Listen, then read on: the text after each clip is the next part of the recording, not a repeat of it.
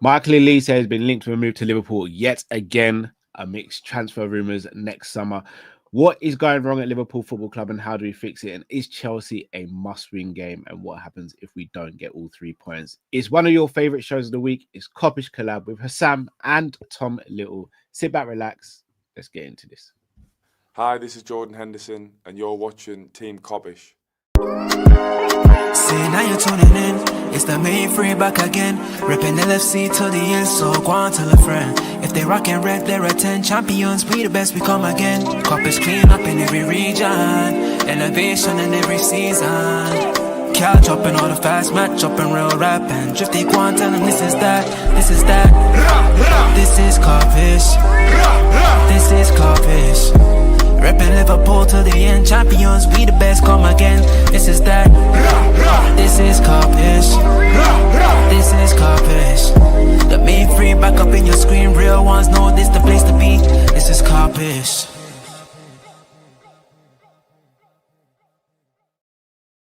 People, welcome back to the channel. Do smash that like button, subscribe if you're new here as well. Also, shout out to our sponsors, okjerseys.com.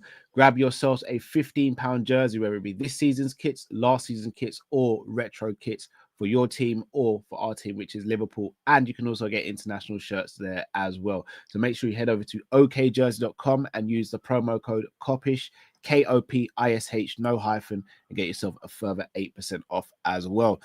Matt, Drift, Tom, Hassam, how you all doing today? You know, not great, Cal. I'm now thinking about it. I'm right, you know. Why did we have to battle for 3 months to get in the intro, and then within 3 weeks we're off it again for Jordan Henderson dancing? Are you Jordan Henderson? No, why would I be Jordan Henderson? I'm on the channel more than Jordan Henderson is. I mean, technically he's on the channel every time we go live. So technically, oh, yeah, I tell you what, though, he's a bit bored at this point. He just says the same shit over and over again. No, all jokes aside, the intro we decided to change up a little bit so that no one feels left out. So by no one being in there, no one can be moaning about it. Oh, guess what, guys? No one feels left out because everyone's left out now. Fuck you all. Yeah. If I don't buy any of my kids sweets, then none of them are going to complain and say, "Oh, you bought him a sweet." They'll all complain. They'll all complain because you don't feel. You know what, Tom? You know. Let's do this. Hi, this is Jordan Henderson, and you're watching Team Kop-Ish. Main free back again, ripping LFC to the end, so go on, tell a friend. If they rockin' red, they're 10 champions. We the best, we come again. Kop-Ish clean up in every region, elevation in every season. Cal dropping all the fast match, dropping real rap. And Drifty Quan, tell them this is that, this is that. This is Kop-Ish. This is Kop-Ish. Reppin' Liverpool to the end, champions, we the best, come again. This is that. This is Kop-Ish. This is Kop-Ish. The main free back up in your screen, real ones know this the place to be. This is Kop-Ish. Happy now, Thomas? What are you saying now, fam? What are you saying now, fam? It's better than nothing. Too short. My brief 2-second clip is better than nothing. Oh my day. We fought for it for 3 months to be on there as much as Ram. Well done. Ram's been supporting each other beginning, to be fair. Oh wow. I mean, wow. we would have done, but you took 4 years to get us on the channel. We've been disrespected so long. Even Callum's intro today was like... I didn't know if you're making content or not, Tom. Even Callum's intro today was like one of your favorite shows of the week. Why are you lying? This is their favorite show of the week. Don't lie to the audience. This ain't one of the favorites. This is the favorite show. No, it's one of their favorites. No, it's your biggest watched video. We asked them. It's not the biggest watched. People in the chat, is this your favorite? After a Liverpool loss, it doesn't count. Doesn't count. That's like me going like, "Oh, Galatasaray is my most watched watch along." Wow, we were losing. Obviously, it was. Hey, facts are facts, right? What is your? No, that's not how this works. We're talking about consistency. How bad was the loss in your worst watch along? All right. So do you want me to do a poll in the chat? Is this their favorite show of the week? What's the forfeit if it's not? What's your obsession with forfeit? Have to be a forfeit. Because me giving you guys forfeits means you're going to stop coming out with random statements eventually. Because you know there's going to be. You're the one who said it. You're the one who said it. No, I said it's one of their favorite shows. You said no, it's their favorite show. So what's the forfeit? Oh, what? So we're not allowed to back ourselves now? if you want it. Why is there so much disarray? It's a Friday. It's Tom. He's toxic. Toxic Tom, bro. We got Me? a game tomorrow, you know. Me? Chelsea. Toxic We Tom. should be arguing amongst ourselves, man. Come on, man. Callum, you're low-key the most toxic one here, I've realized. Nah, I'm not. You are. Far from You are. it. You're very toxic. I'm not. And Drifty's toxic a little bit as well. I can be toxic, but I choose not to be. I'm not. Matt is not toxic. I don't think Matt is toxic at all. That's to say I'm more toxic than Matt when he crashes out way more than me is crazy. Huh? Yeah, but Matt probably still thinks Sammy Hippie is at the club. So there's different levels you get. When do I have crash outs? They're like few and far between. To be fair, I that was a just- great I one. never- That was Should we a do a great poll one the right other now? week Should with we you two versus Should we Drifty. do a poll? Should we do a poll right now? Who has had the most crash outs? I guarantee you, I'm not in the top 2. I don't even. When was the last time I had a crash out? I don't crash out. Crash out a lot, Drift. No. Drifty, you do I- crash out. I quite get, a bit. Drift says he doesn't tag crash team out. and I have to defend myself. But I don't crash out. Chat, There's a we won't even do a you poll. crash Chat, out just the put a most. name. difference. There was put a the name. crash out the other week over Robertson. Yeah. Oh yeah. Anyway, That was a good one. From the outside looking in, I'd say Drifty crashes out the most. And then second most is Callum and third most is Matt. That's my top No 3. one in the comments is saying I crash out a lot. I don't crash out. anyway, let's get the show People say started. Matt crashes out a lot. Who knows? This I haven't this seen the Matt most- crash out in a long time. No, Very I long do time. crash out, but it's like I said, it's very few and far between, isn't it? Yeah, Everyone I crashes haven't out, seen you. but nowhere near as much. Like, Right. So let's do it. Liverpool have been linked again with Michael Olise, guys. The Bayern Munich player has reportedly got a release clause, but it's not a public release clause. How much truth do you think there is in this, Hassam? And if so, is this something you'd like to see happen for Liverpool? I mean, watching Cody Gakpo on the left-hand side, of course, who wouldn't want Olise? That's the complete opposite of Cody Gakpo right there. So I'd love to have him at the football club. I think he could play right wing, he could play 10. He's very creative, he's a very good dribbler. I think he's proven himself at Bayern Munich as one of the best players in the world. He was in the top 30 of the Ballon d'Or list. I'd love to have Olise at Liverpool Football Club. And I think he'll help elevate this team even furthermore. I do believe there is a release clause, though. Yeah. I don't think that that's like some made-up lie. You can say Bayern space is just an ITK, but guess what? He was spot on about everything in the summer, It's been spot on about Bayern Munich stuff. including negotiations and how things worked out and the Diaz sell-on clause. Like, there is no way he just doesn't know what he's talking about. So there's obviously a release clause there. And considering like the way that Liverpool operate, it wouldn't shock me if we do sell like Salah for money this summer, basically, and use that same money to buy Olise. Like, it wouldn't shock me if we sell him to a Saudi club for like 60 million and then go buy Olise for 60 million. That's Oh, kind of how we operate. Olise not going to be 60 mil. Olise not going to No. be 60 mil. It'll be way more than that. Or 70. No, you're I probably feel it'd be looking more at than about that. Maybe not 100. Bayern space 90. release clause. He said that it was 70, no? I don't. I think I thought it was 80. It's 80, 85. I want to say. Let me Yeah, actually I don't check think his anyone tweet. knows. Let me There's actually an check his echo, tweet. guys, for some reason.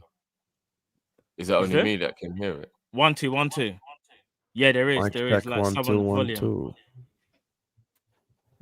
It's not me. Impossible. It's me. Has anybody got it in the background or anything? It weren't me. I was on mute. People talk, I'll mute mine. 1 2 1 1 1 2. 1. It's not me then. I can't hear it. Seems like it's gone now. Mm. Talk again. Who? Just anyone. See if it's me. Testing 1 2. Hello, It's gone, guys. innit? Welcome to Kop-Ish. Like and subscribe. I think it's gone. Yeah. We fixed Tom. it. Shout out to Lasidi in the comments who said we have too many ball to feet attackers. buying Olise might not be as good as we think it is. Do you agree with that, or do you think Olise is just in a realm of his own where that doesn't really matter, or do you think that we need more players who are more willing to run beyond the defenders rather than running towards the player with the ball at the moment? It depends what category you put Olise in, because Olise doesn't run in behind a lot, but he's very good at taking players on. If that was for Tom still. Oh, did you actually say Tom's name? Yeah. Oh, sad. I didn't hear you say his name. You guys are right. There is no price tag on it. There is no like. Guys, do you want us to sit here like we're in fucking class just because you said Tom? He's trying to talk. No one gives a fuck. No one gives a fuck about Tom. Here's the thing. I just checked the Bayern Space tweet about Olise, and there is no number on the release clause. So you guys are right. Done. Well There is done. no number. We have to correct ourselves to the audience. So, anyone else want to get anything out of the system before I go? Good, bro. No, go ahead, since we're in Callum Sanderson's class and you have to speak in order. Go ahead. Here, I'm going to mute my mic, mister. Here, I will raise my hand when I want to talk. I think it depends on the makeup of who you've got around them. So if we've got fullbacks that'll make runs beyond and the fullbacks are getting involved in the attack, then you can have it where he is a ball-to-feet guy out wide. At the end of the day, the left wing, we have no idea what the left wing is going to look like. If it's Gakpo, I think Gakpo has an ability to be ball-to-feet and in behind, although he's better at ball-to-feet. Wirtz needs the ball-to-feet. Isak can run in behind. Ekitike needs the ball-to-feet. Salah can do a mixture of both, but again, he's more so ball-to-feet. I think that the idea that you need guys who are running behind is completely contingent on your style of play, and I think the manager's trying to move us away from a style of play, which is a lot of balls in behind. Also, balls in behind is entirely contingent on our opposition sets up against you. There's no point in having a full attack of people who can run in behind if the opposition's in a low block. There's no space in behind, so you need a mixture of both, and Michael Olise is one of the best wingers on the planet. He's shown it for the last 2 years at Bayern. He showed it at Crystal Palace as well, when he wasn't maybe getting the flowers that he really deserved. You can get a guy like him in. Bear in mind, we do have to replace Mohamed Salah at some point in time. You do it in a heartbeat, and then you've got two of the best creators, two of the best young creators in world football in Wirtz and Olise playing together. So to me, it's a no-brainer. To me, it's a no-brainer.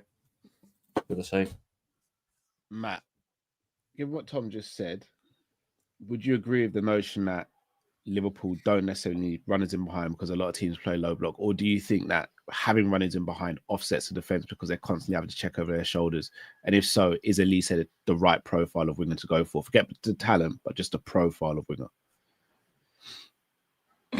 I think you need a mixture in it. I think no team should really just have players that like ball into the feet and then you don't make no runs, or they don't want the ball in behind, shall I say.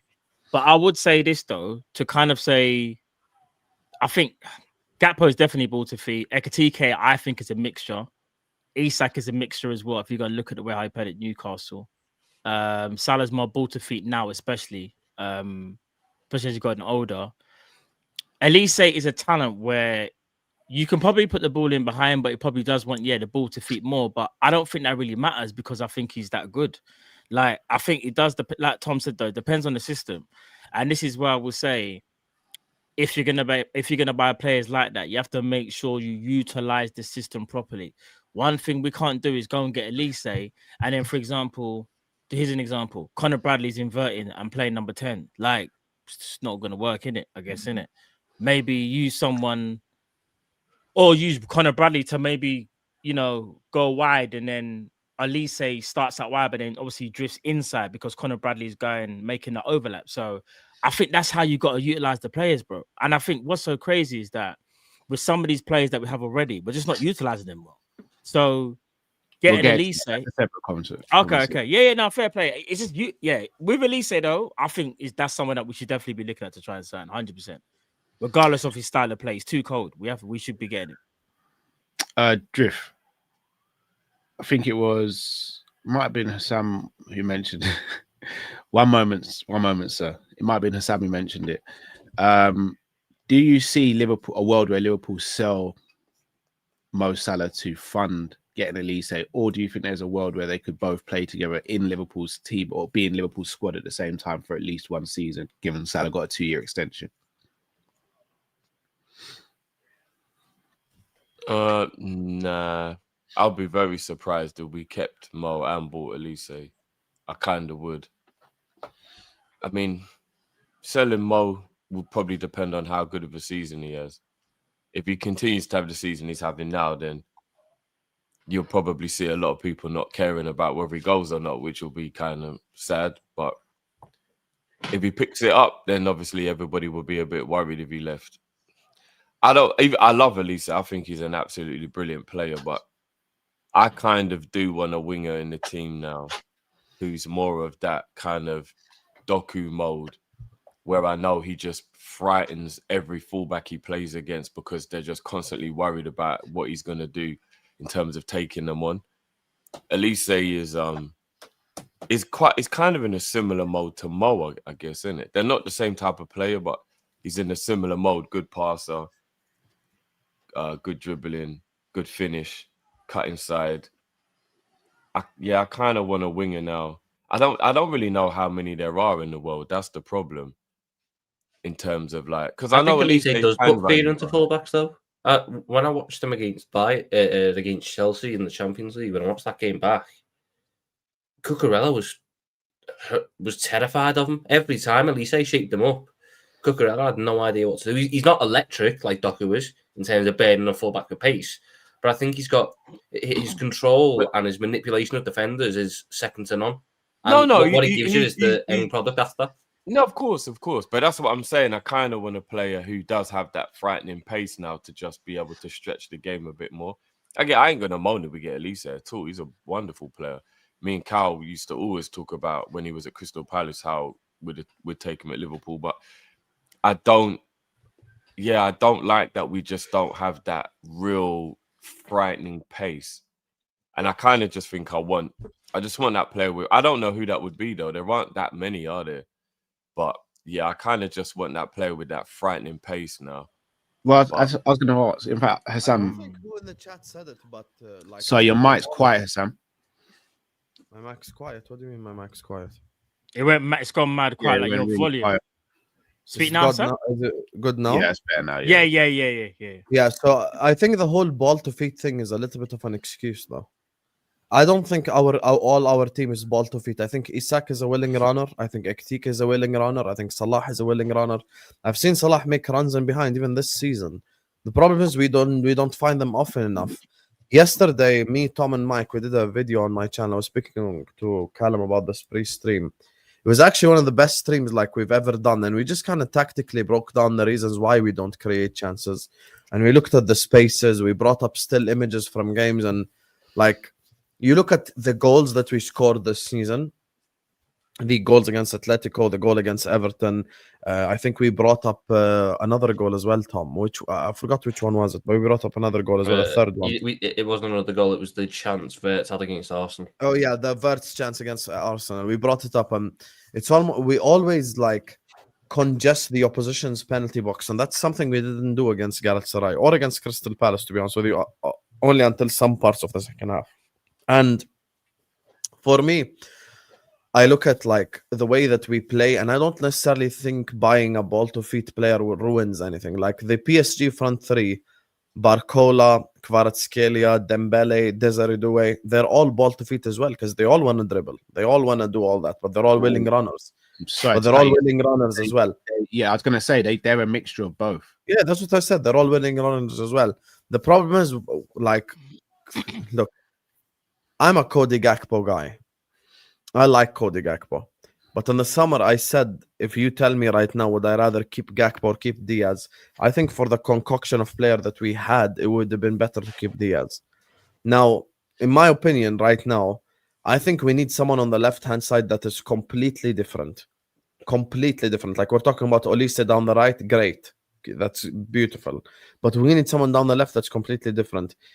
I want us this Saturday to actually start Chiesa left wing. That's something I wish we just try just one fucking time. Like just go like Chiesa, Isak, Salah. I think if we go with those three, it might give us a lot more chemistry, if you would like, because Gakpo does look out of place a little bit now because he's becoming way too predictable. And even the stuff that he does that's unpredictable actually works, but he just doesn't do it often enough. Like when he cuts into his left foot and he crosses it in, he has a good cross on him, good low driven cross as well. He can find the player, he just doesn't do it often enough, in my opinion. And I think we're missing that connection between defense and attack. And that connection is not Gravenberg, it's not Soboslai, it's one of McAllister or Curtis Jones. That's the person that has to make that connection. And that's why the forward line looks weaker. But in terms of Olise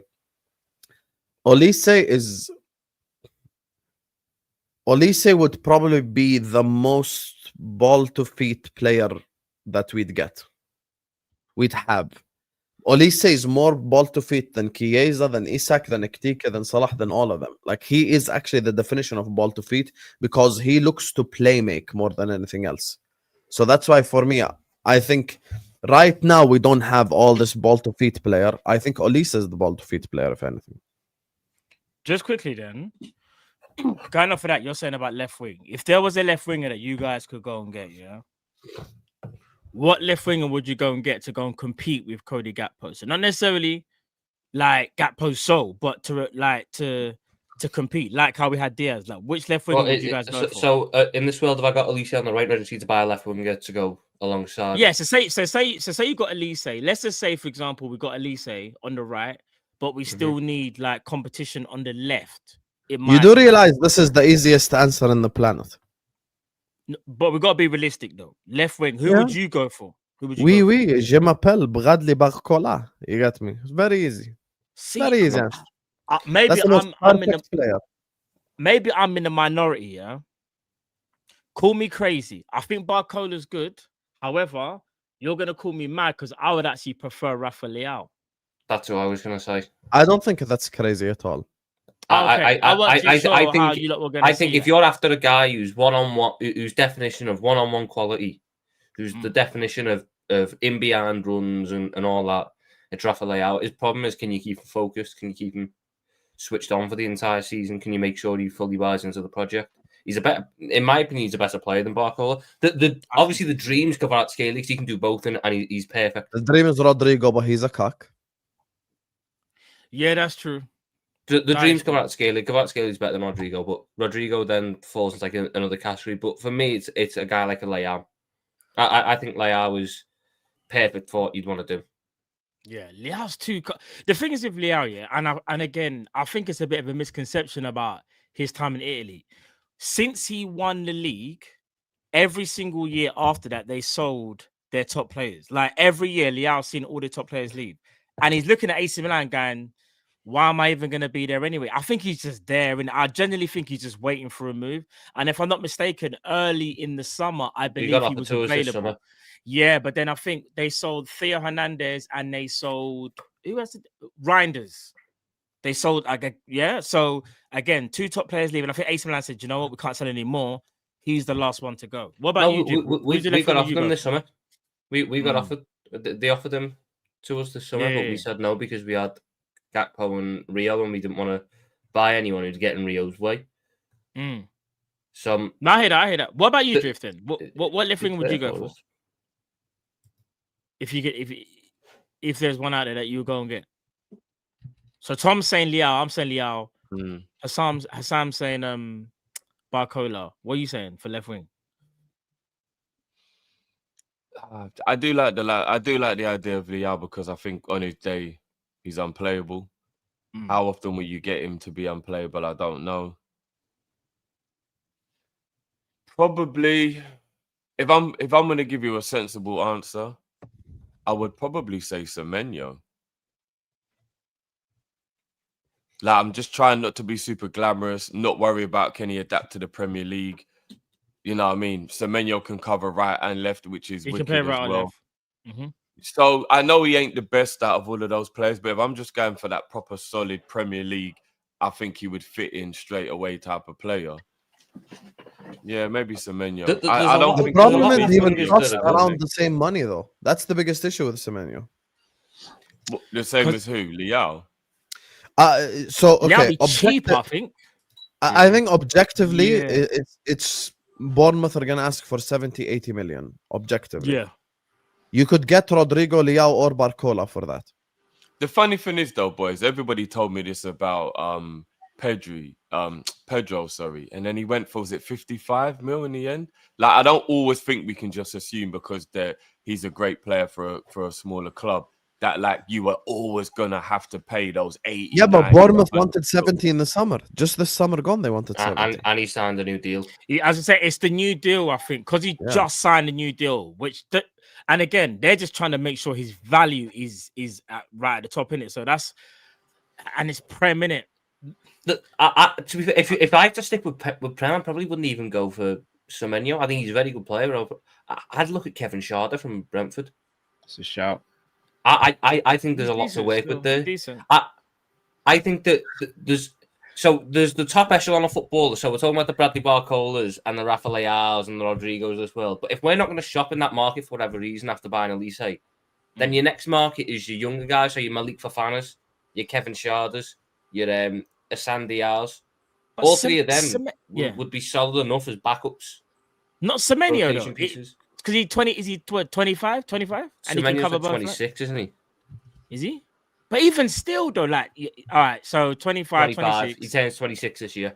Okay, 26. He can play on both flanks. He's Prem proven. And the one thing I'll say about Semenyo that just causes people problems, he's not even about tricks. He's just more about, he's so fast. All he literally does is just drop a shoulder and run, and you can't catch him. I don't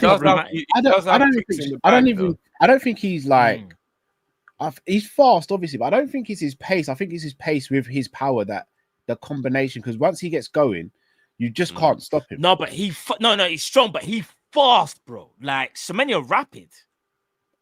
He's not. For example, I reckon Anthony Gordon's probably faster than Semenyo, but I think you can offset Gordon. If you're running next to Gordon, next to Semenyo, you're done. Close. I don't know. That's close. I wouldn't say he's Semenyo's strength. Lightning. You wouldn't say Semenyo's rapid. You wouldn't say so. I wouldn't say he's lightning, man. No, do you know lightning is that there's only one person, Elanga. That's Elanga's light. Yeah, but no, Doku's lightning. I disagree. I think he's got a quick 5-10 yards, but apart I think Semenyo is faster than Doku over 30-40 yards. Nah. Well, I mean, 40 yards is a long time, though. 40 yards is halfway line. I'd go for that. First couple of steps is Doku, and then I think Semenyo faster. That doesn't mean to say Doku's not faster. I think the first 20 yards is probably more important than the first 40 yards because there's not many times you run a whole 40 yards. I agree. I was just trying to use an example. He's overestimating Semenyo's pace in comparison to others in the league. Like, I don't think he's one of the quickest wingers in the league. So I think the league's got a lot of quick wingers. Like Yankuba Minta, that's someone who's rapid. Yeah, Minta's rapid. Minta's Kevin Schade, who I said he's rapid. He's quick. Who else is there? We probably don't have one who's quick. I'm just going through the teams now. I think Byron Gittins is probably quicker from what I saw at Dortmund. What do you think about Martinelli's still quick? What do you think about Savio? Is it Savio Savinio? I wouldn't say he's. I wouldn't say he's rapid. No, I wouldn't put him in that category. Madueke is quicker than him. I don't know about that. Madueke might be quicker than Savinio. Savinio's got good acceleration, but his top speed isn't like thing. Like, I don't know. No, but I mean, we're going to do that. Brennan Johnson for Tottenham. Really Neto, he's got his pace. Yeah, Neto. I think there's a lot of quick wingers in this league. Now, what Semenyo has is he's got I don't think he's as quick as all the of names them, are getting worse by the minute. It's not about Sam thinks I'm recommending all these. We're just going through quick wingers in the league, Sam. We're not trying to recommend us. You recommended Shadow. That's for me alone. Yes, I recommended the guy who got 13 goals last season for Brentford. Great. Shadow is good, Hassan. No, but he's not a fancy name, Cal, so we didn't like him. He's extremely mid. Hassan was doing the same reaction as he done when I brought up Nico Paz last season. Look at Nico Paz now. A lot of his goals as well come from counter-attacking situations. Nico Paz, he's kind of cooking still. Can't even lie, he's cooking. Where don't know where he's gonna end up. Cause I know Real Madrid want to buy him back. Real Madrid will buy him back. Yeah, I know Real Madrid do want to buy him back. To be fair, Real Madrid will Who's buy that, him sorry? back. Nico Paz. Nico Paz. Oh yeah, he's going back. I didn't crash out on Nico Paz. That's a lie. I crashed out on did? Guessan. Yeah, you're gonna have to answer some questions about that Guessan one, Tom. I'm not. They're not gonna lie. using him in the correct position. They're not. There you go. He's a striker. There you They used him on the right. Alexander Isak would also not look as good if he was chucked on the right instead of up front. I'll be honest with you guys, man. After getting used to business class flights, I'm not flying economy anymore. So I'm what just does trying that to mean? see what I'm just trying Make to of that see what you wish, but I'm not. I'm trying to sign Barcola, Leao, or Rodrigo. I ain't trying to sign none of this. But that's- Semenyo. And again, I Shada. don't think you're wrong in saying that. But are you then guilty of going for the big name as opposed to the player who's the right fit, Hassan? But guess what? The right fit can also be the No, I never said it's. I'm saying you sort What of. makes Shada more of a fit than Barcola? I'm not saying he is, but I'm saying There if you you go, can then. get Shada, and I think Barcola is going to be more difficult to acquire, then why is Based on what? We don't know that for a fact. I think it would be Hassan. Like Nah, it would not be. in the world at the moment, and Nope. Brentford aren't. How So do you you're- know? How do you know it wouldn't be more difficult to acquire? I think Liverpool could easily get Leao out of AC Milan, out of the three names we mentioned, because he's been wanting to do for the last 3 years. That's true. No, I agree. I So think you use the example of Barcola, for example. But Yeah, Barcola will but be hard Barcola- to get out of Paris, though. He'll be Barcola is not this one of the starting three, if you would like. He's not looked at as he's looked at as the first option off the bench. So I think that would be someone that we could get out of there.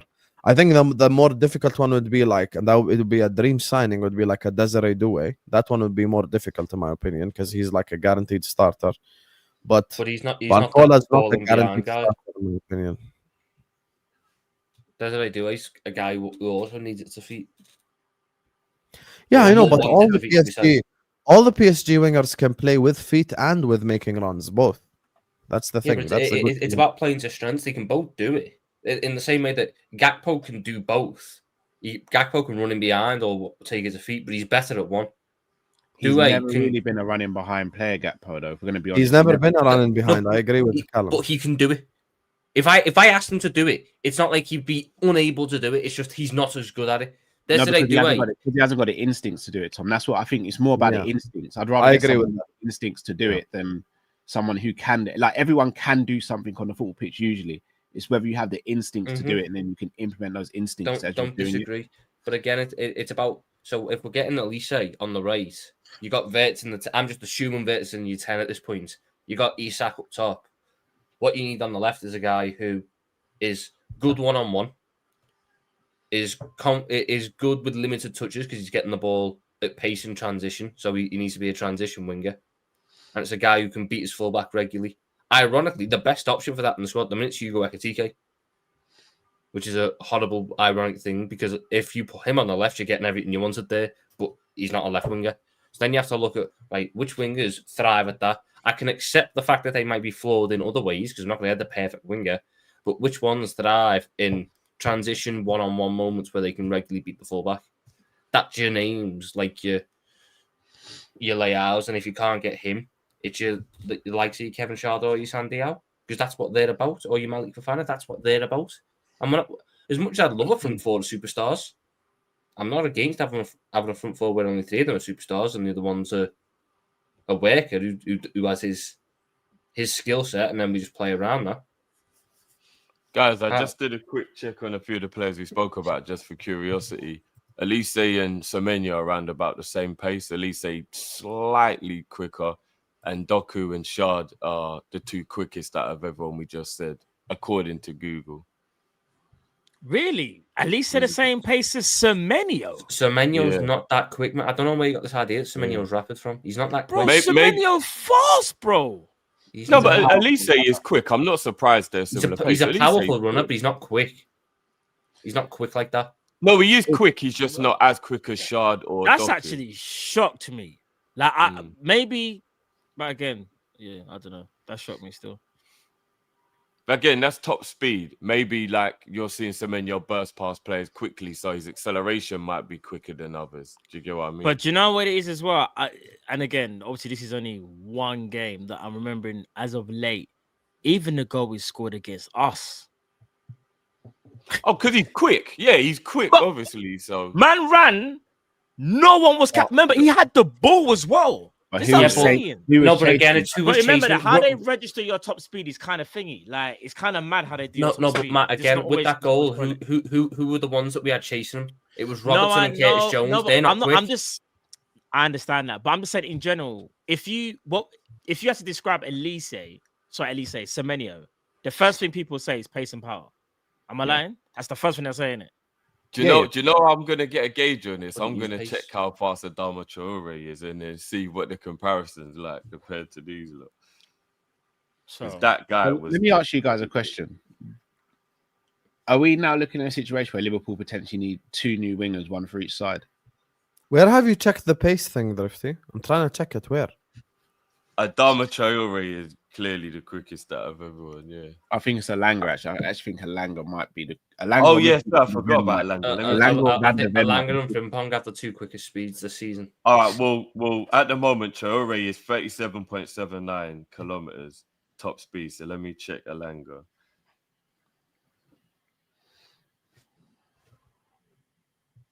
$36.9. Adama's just quicker than Alanga, just a little bit quicker than Alanga. That's the Alanga is one. rapid though. Dan James is rapid. That's about all he's got. Pace. Dan James, you know. That's about the only attribute he's got that makes him a Premier League footballer. Minter. Someone said Minter as well, right? Let me see. Mm-hmm. How Minter's a quick- good player, you know. He's decent. A bit. I used to think he was a bit Raw, erratic, Minter and but- Alanga are pretty much the same speed. Yeah. You know? Yeah, nah, Min- Minter I'm surprised fast, we bro. never. I'm surprised we never went for Minter, considering Slot had him at Feyenoord as well. Well, He Yeah, I mainly don't plays off think the that right, should don't be he? a reason. No, to but, go for but without the pace, Cal, would you say Minter is actually a all great this player? friends I and would. family project. Let's not do that. No, he's got good dribbling, and he's an okay finisher. But you look at his age profile again. We were looking at the time we were looking for someone to come in and deputize for Salah, and he is someone that can dribble past people and offset defense with his movement. Frimpong and Minter are pretty much the same speed. what's Frimpong's speed? 36.3. Him and Minter are pretty much the same speed. Do you I know think what's so mad? Newcastle sold him because of PSR as well. He was definitely available. Yeah, He yeah, could have yeah, definitely him played and if he wanted the to. midfielder. Yeah, but Would you guys mainly- play Olise in the he 10? doesn't We play off signed the him. left though. Minte doesn't play off the left. He plays off the right. So it's a case of he's No, a that's good right. player, but No, are that's we right. look? Hey why I guys, get- I'm a little, No, that's I'm what a I'm little saying, shocked. Tom. He'd have been a perfect understudy for Salah last season and then this season. Drifty, where did you find the numbers, bro? I'm trying to find I it. and don't can't think find he it. took that role. It's just using the Google search of like fastest players in the league. The AI thing. Yeah, combination of that and Sports Illustrated. So it's like Yeah, that's two different sources. On the Dude, Andy official, Gordon's quicker than Frimpong, you lot. I'm a little But surprised. these at are that. top speeds. It's difficult to say, Drift, because That's- they're all right. yeah. This No, is I, what I yeah, was I gonna get say. that. I get that. this is why I don't believe this stuff, and some of it is you have to kind of. I'm on the official Premier League website. This is from last season, so not this season, last season. Matthias Nunes for Manchester City clocked 36.7. Yeah, but Matthias, No, but he's Nunes pretty is- he's quick. quick. He's quick. So would you say Matthias Nunes is faster than Minter? No, I No. wouldn't think that. All no. right, No, then put no, the no, fries in the bag and let's No, go. no, no, but no. Don't but worry here's the about these thing. stats, bro. No, but here's I'm the telling thing, you. though, Matt. Remember, so when Nunes picks up the ball, whether it be right back or midfield, he's got more space to run into usually, so he can build up his speed. So Minter is building up his speed over a shorter course. So technically, we don't know who's faster unless they have a race, because Minter could be quicker over a shorter distance, Nunes could be quicker over a longer distance. What I'm saying is some players, in a weird way, don't get to reach their top speed due to their playing style. Like you said, it's Agreed, the amount agreed. of running. So that's why I don't believe. You see, top speed, you can kind of gauge, but it's not definitive. be all and all. Again, I'll give another example. No, Last I think season- top speed means you're the quickest. It's just in a football match, is it as effective? How long does it take you to get there? But if you're just talking about who is the quicker player, top speed is the most important because that's the fastest you can go, right? So no, like, I'd say that your is- acceleration. I'd say your obviously you need to. Because if but I your said to you what's the acceleration is fastest 1%. car in the world, it would be Yeah. the car that gets to the highest top speed, isn't it? That is how you would count. Yeah, who's yeah. got the But fastest car but is. what I'm saying is, if you talk about acceleration, which a lot of these players use, they have bursts of acceleration. Remember, some players do stop starts. Like Eden Hazard was fast, but Eden Hazard didn't run around with R2 all day, how some players do. So that's why some players top speed, you will see it more so than others. Do you get what I'm saying? Yeah. For example, It's how you use it in a football match. Isn't yeah, it? yeah, It's exactly. definitely- Yeah, like yeah. in Bremo last season, 36.6. And in Bremo's fast, but I would say in Bremo's not faster than Minter. He's not faster than No, I'd agree with that. Yeah. like, you know what I mean? So Mm. Yeah, it depends. Right. Yeah. It depends. So are we looking at our team thinking we potentially need two new wingers? For next season, probably. probably. I think we'll all live with we all Gakpo one agree more that we year. need. Let me ask you a little question. This is going to be hard to answer considering everybody was like so hyped up on him. But just be honest. Is Rio actually a good option? And how long will it take before he's a regular at Liverpool? If He is you a- even he- think he he is would a good be a option. regular at Liverpool. He's a He's good a good option. option. He always has an impact when he comes on. It's just, again, what game state you bring them on in. A lot of the time we bring them on when teams are sat back deep. We But I should want you, start him. I want you lot to answer the question like, Well, I Think about- don't know he how has long to it'll play take because left I have wing no for idea what 6 we're going to do. It could take Rio 6 months. If Gakpo has an injury and Rio's chucked in the starting lineup every game, he'll develop. And then all of a But sudden, I suddenly don't he's an think he'll option. get chucked in the starting lineup though. But I- then it goes. um, do you even I believe can't, that's Drifty, I possible? can't tell you how long it'll take because there's too many variables. Big up Cass It for could the be a raid. year. It could be 4 Big up, years Cass. because for all I know, we could go out in the summer and go and get a Barcola or whoever, and then suddenly Rio's sat even further behind because he's got to wait for this guy to open the door for him. So I don't know. I think he's a good player. I think he's developing well, but I couldn't tell you how long it'll take before he's a regular. All right, so I think you lot answering the question in a way that maybe I asked I asked it wrong. If tomorrow we found out that there was a magic wand that was going to be waved over Rio, so he would never get injured this season, but for whatever reason Cody wasn't playing and Rio had to play like 6 months, like for the next 6 months he was going to be the one who started. How confident are you he would do well? I'll be quite confident. You know I'm that. quite I'd quite actually confident. rather him start than Gakpo. I think Okay. we've seen enough of his ability to know that he can definitely do this. He's gonna have good and bad games as a young player. And is That's that what happens. definite? Is it definite confidence from you lot, or is Yeah. it more just hope? No, For me, no, it's definite. confident, bro. Do you know what it is? His style of play, defenders don't like. You see that quick snap, like acceleration, bang, and he can drop a shoulder. They don't like all that stuff. You see what it is with Cody Gakpo. As great as Cody Gakpo is, yeah, there's no taking away that he's a good player. If he wasn't a good player, he wouldn't bet Liverpool. Let's keep it a buck in it. And he wouldn't have got the amount of goals that he scored last year when he scored like 9 home games in a row, whatever it is. Yeah, he's a good player. The difference is though, Rio has more scare factor.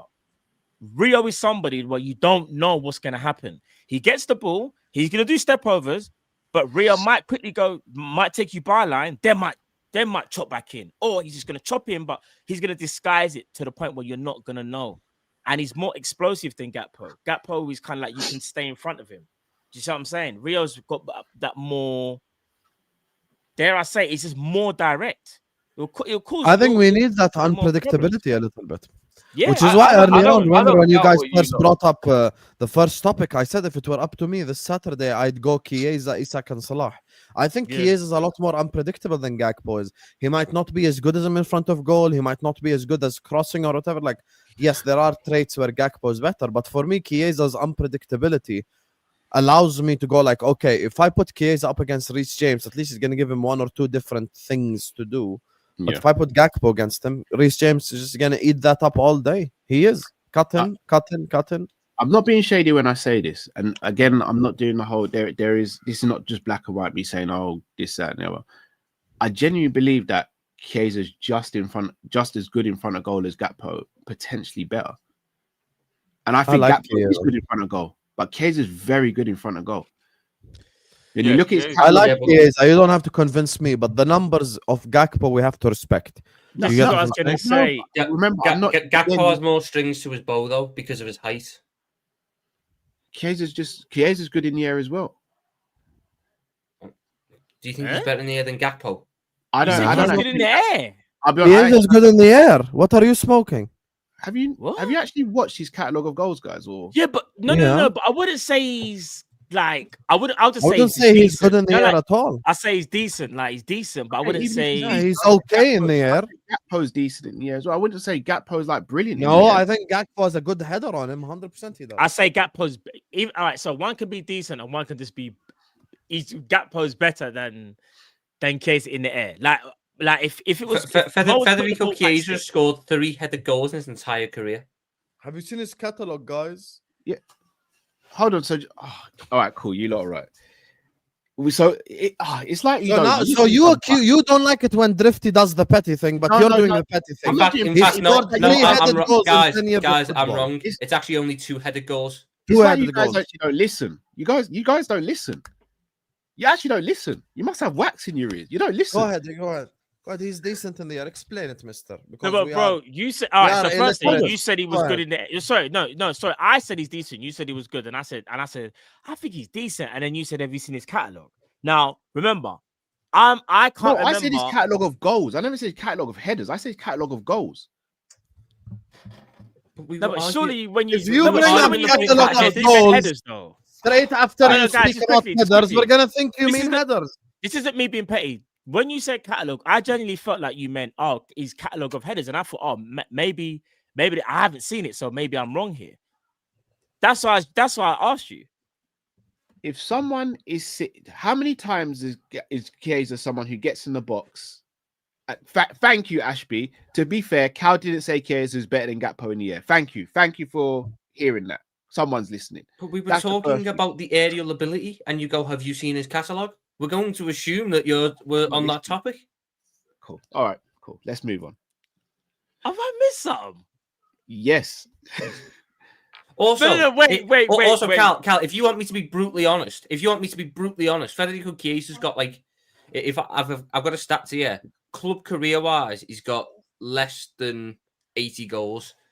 Cody Gakpo's got just shy of 100. Where does the majority of Gakpo's goals come?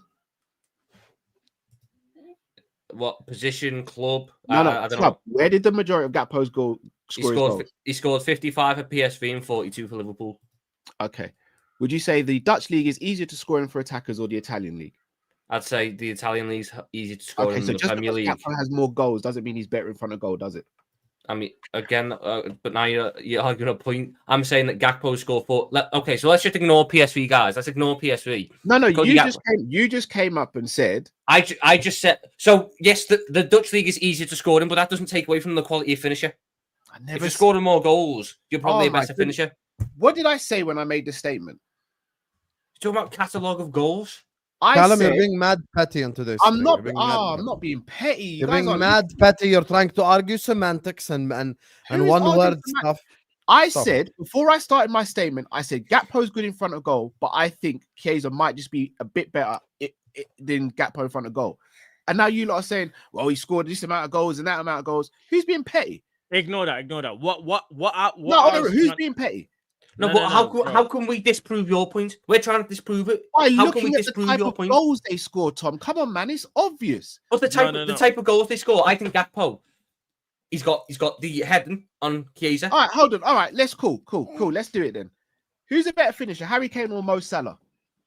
Harry Kane. Bro, we don't need to go. Wait, hold on, man. No. This is where the point gets shut down. Who's a better finisher, Harry Kane or Mo Salah? Harry Kane. Okay, Hi. cool. Harry Kane. How many times has Harry Kane outscored Salah in the Prem?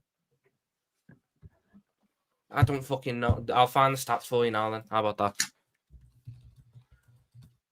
Bro, all I'm trying to say is I'm baffled on when we talk about heading ability, you said Chiesa's good, and I said I think he's decent.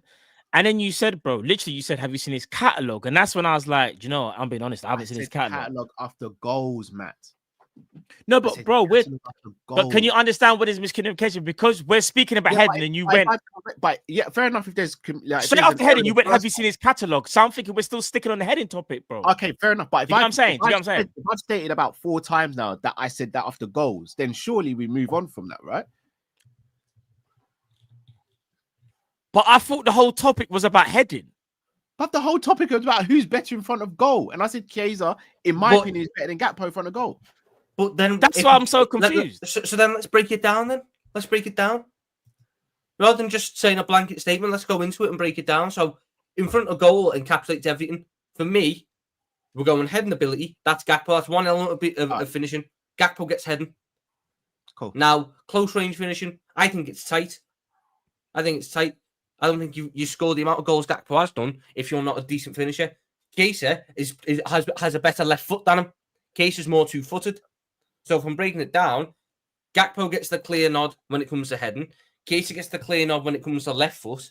Right foot, I think it's quite tight because I think Chiesa maybe works better in tighter spaces, but Gakpo has a better sort of longer range. I'd trust Gakpo from outside the box or close to the edge of the box, whereas Chiesa had one finishing inside the box.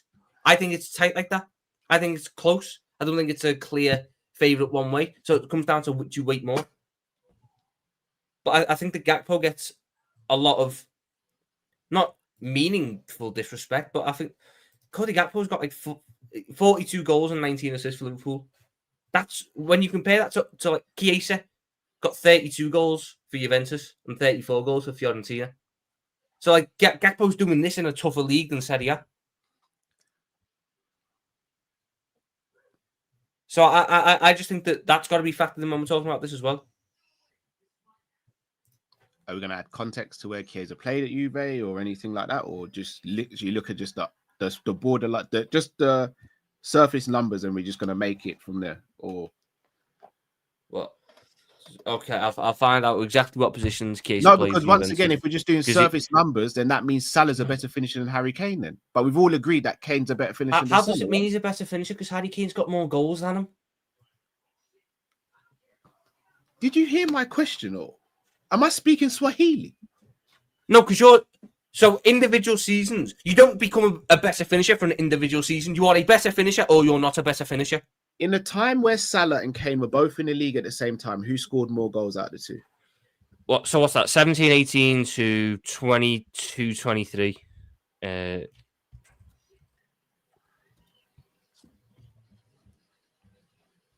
Kane. So I'll find the comparison for you now. The fucking Premier League got rid of their thing that does it, so you've got to go through like each individual one. How did we get from pace of players to? Is that Stevie, by the way? No, Is that Stevie, Callum? it's Robbie. Robbie. Hi, Robbie. So Don't air me, please. Don't air me in front of 1,000 people, Robbie. Robbie, He's not well, I don't think. No. you're drawing. I know, but you can quickly say hello to Uncle. Say it quickly, please. Robert, quickly, come on. Or I should go back in the front room. Hi, Robbie. Hi. Right, that threat worked immediately. I said, back in the front room. The man went, yay! Hey, I'm here, fam. I'm here. Big up, Robbie, man. Is Stevie in the other room? Why did the Premier League get rid of the thing? Tom language. We got yeah. Sorry, I know. Sorry. Can you bring Stevie so I can do a rare naked choke? Show us a demonstration on stream. What did Daddy teach you?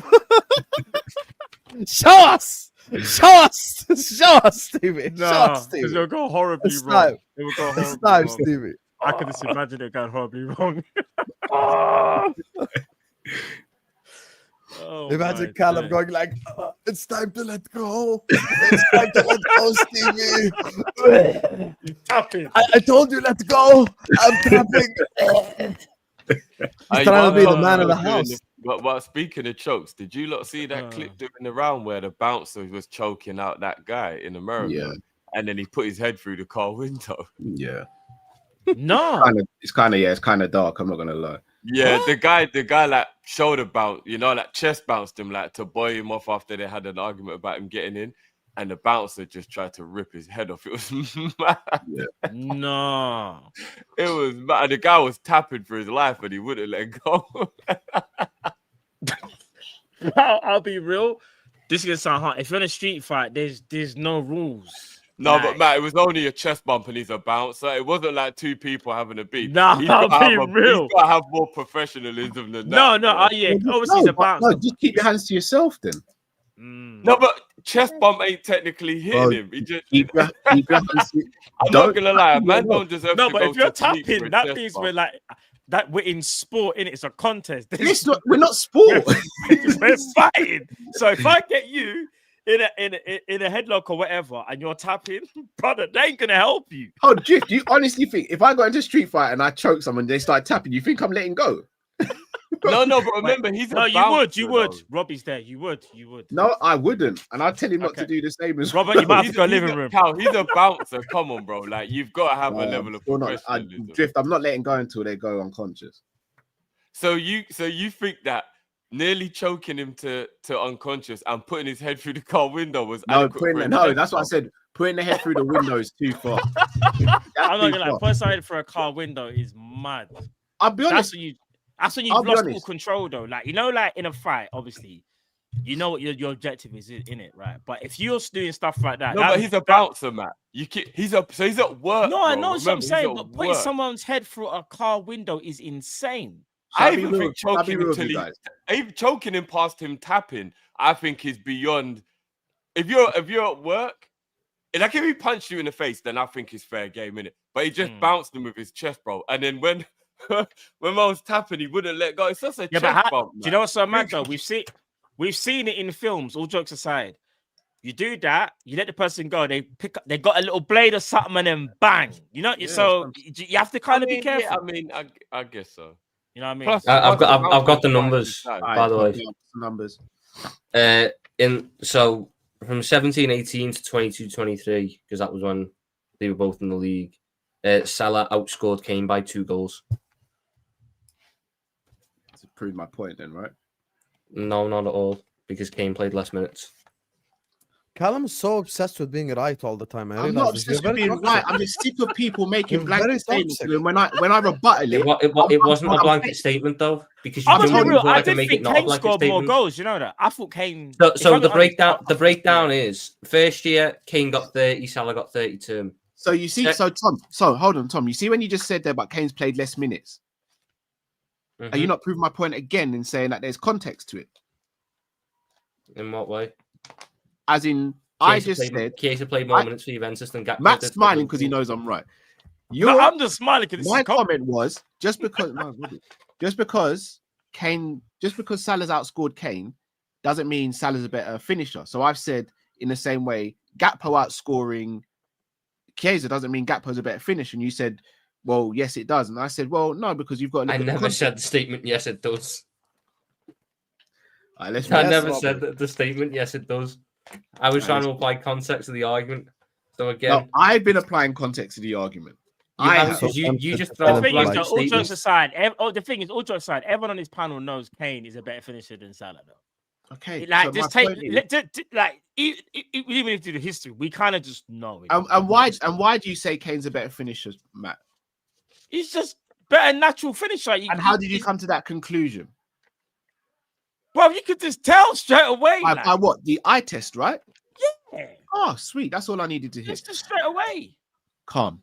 Perfect. Straight away. Cool. Okay, but Cal, I can watch Gakpo's goal catalogue and be more impressed than when I see Chiesa's, personally. You'd be lying if you said that. I wouldn't be, though. I wouldn't be. No, you would. I wouldn't be. No, bro. There's no way I'm the only one that thinks that. I'm sorry. You can't do that, Sam. No, there'll be I know. I won't. There could be a casualty. That thing, yeah, that could be a casualty, bro. Check the group chat. It'll be a casualty, bro. No, I'm just. It would be a casualty, yeah. It'll be a casualty, thinking bro. my inner thoughts, you know. No, listen. All jokes aside, listen. Regarding Chiesa and Gakpo, I think they're both obviously got the strong on their bad points, isn't it?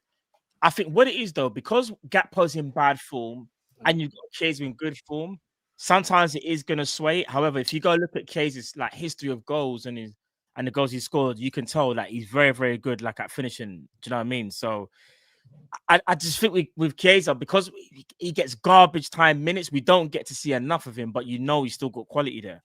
I just think Slot doesn't trust him, which is what I've been saying from the get-go. It don't matter what this guy does. Chiesa needs to play more, but Gakpo's He a does, better finisher, in my opinion. But the problem is, it's Arnie Slot. Do you know what the killer is, though? Arnie Slot said, Chiesa had a knock, I believe, after the game. But do you know what? I don't want to be a bad man to the manager, but I don't know if I believe him. Did you think Chiesa was in training the next day? Did you see his face? Like kind of like solemn. Like... No, but Matt, you know, because of the injury issues that he apparently had last year, maybe he's been overly cautious. So what the manager said was, what are the injury issues from last year? They never actually told us anything specific. They just said he was having fitness problems, isn't it? No, he got injured after the substitute appearance against Bournemouth.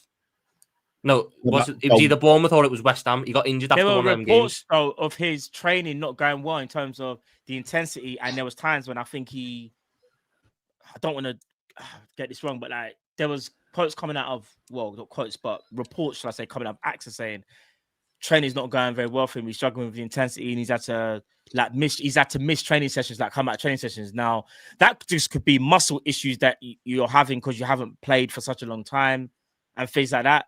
But I think he did get over it, and I think it was overplayed. I don't know why. I don't know whether Slot got annoyed. I don't know. But there's definitely something going on there. I don't know if I believe the manager when he said he's got a knock. Personally, that's just me though. I just don't know if do you guys have any faith the same way I do that if he did play a consistent run of games that Chiesa could find somewhat of the form we know that he's capable of? Yes. Or do you lot think that he's just kind of a lost cause? No. Drifty, you're a legend for that question because that's what I want right now. I want Chiesa to start so bad.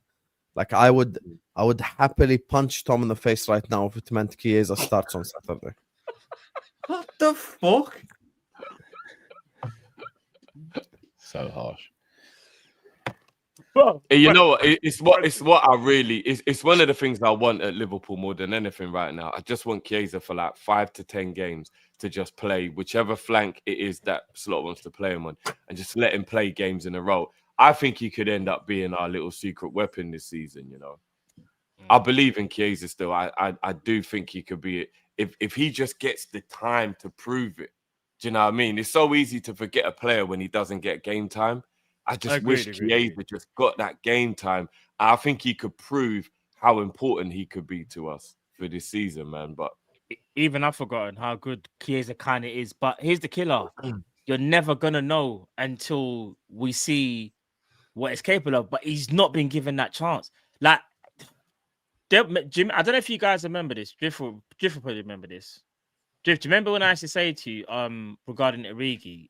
When Origi was kind of like, just came to Liverpool, the potential was there, but still Slot wouldn't really. There was a time when Sturridge was fit again, and correct me if I'm wrong, there wasn't really a time in many times in his career where Origi played like 4 or 5 games in a row. I think there might have been that one. There was that one, the first season. 15-16, he started. It was like the run of games where we had Dortmund. Yeah.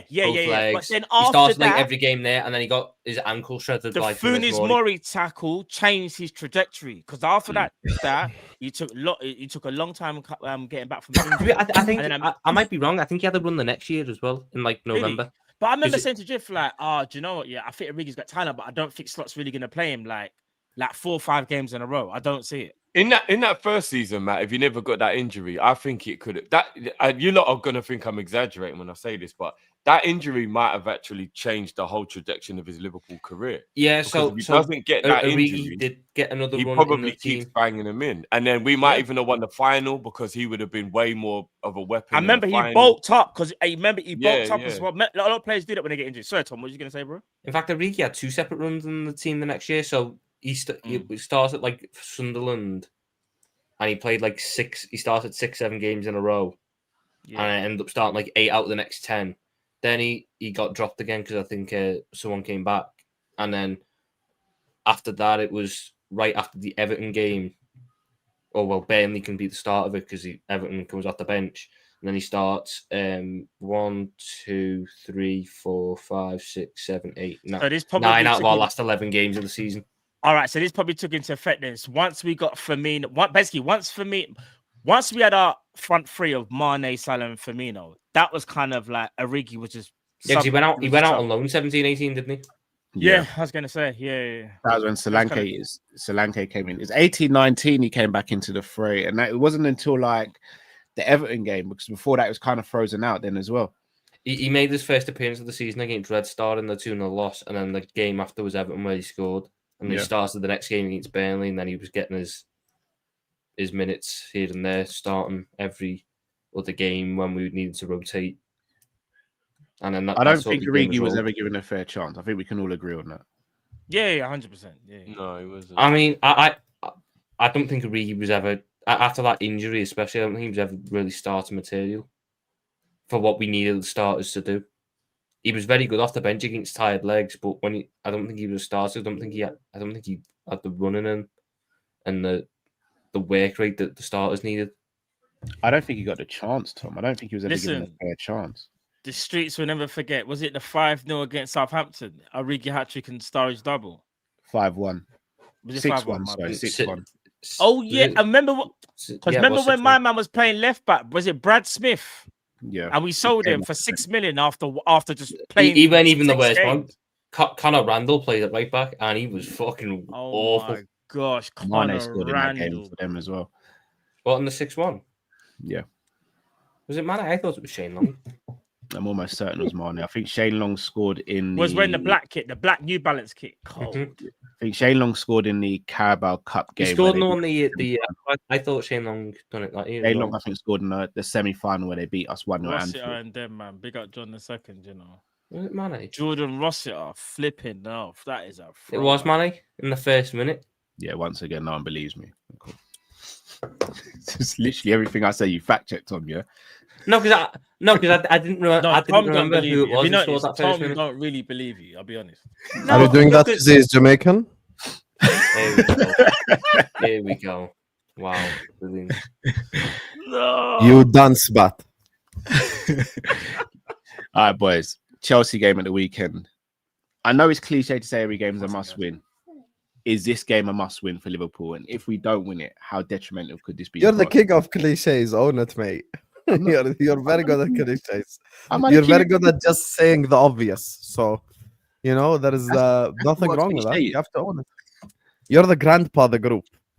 Here's the thing. It's 100% so toxic. It's unbelievable. Oh, but this one is who brings the toxic? I dare you deny Callum has been toxic today. Can you say the truth? Has Callum been toxic today? I think everyone apart from me and Matt has today. Yeah.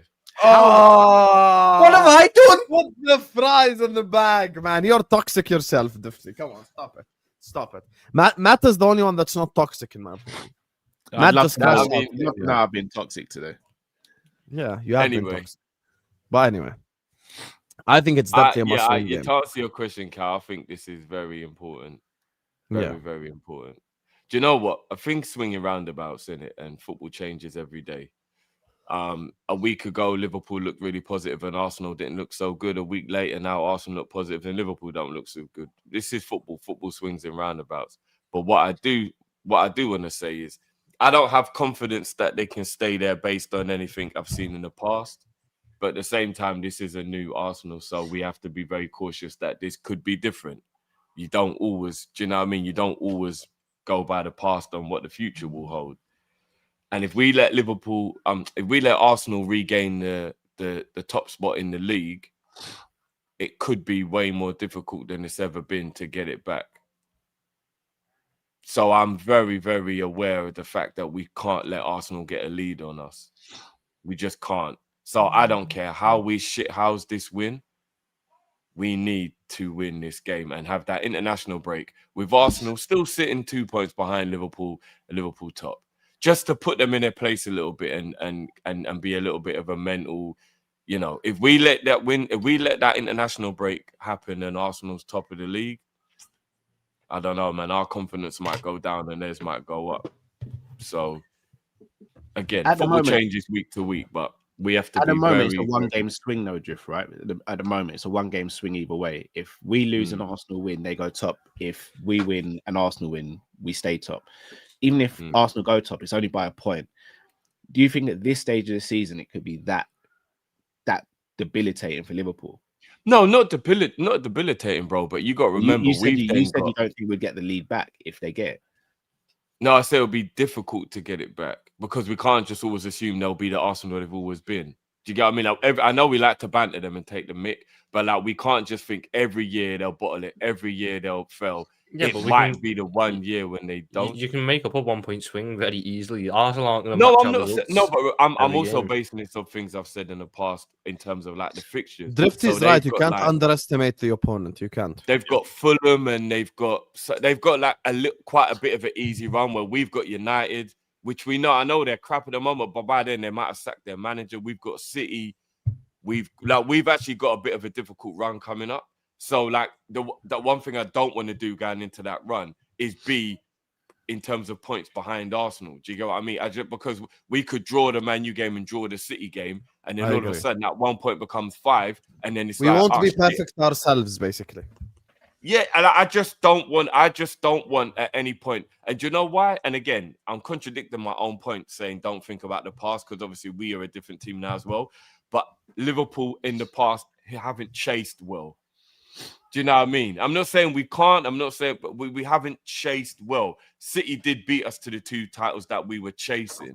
I mean, so I just don't want to chase Arsenal. I'd just rather be at top. We have chased well. We've just never got over the line with it.